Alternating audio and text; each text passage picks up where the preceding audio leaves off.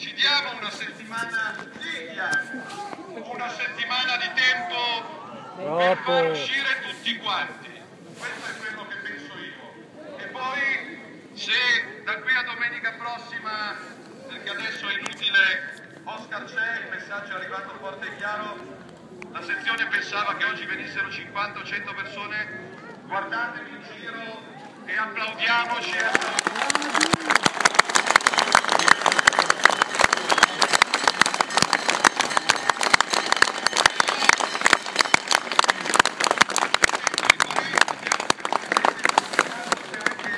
La sua situazione personale, non solo una vicenda politica, quindi non vorrei causare oltretutto danno alla persona che già lo Stato italiano dell'anno, che non sta danneggiando a sufficienza.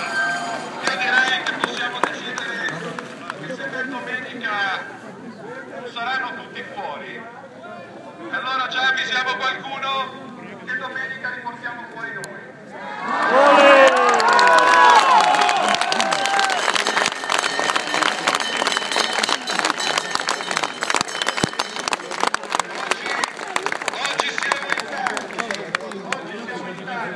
Oscar deve impegnarsi a non farsi del male e, come tutte le altre persone che sono agli arresti domiciliari, a pensare alla sua salute, che è anche la nostra salute. Però se oggi siamo in tanti, domenica prossima vedremo di essere in tantissimi. E io sono sicuro che questa è condivisa anche dalle persone che lavorano in divisa, ma che sono i primi, non lo possono dire, ma magari lo pensano, a essersi rotti le palle di uno Stato ladro.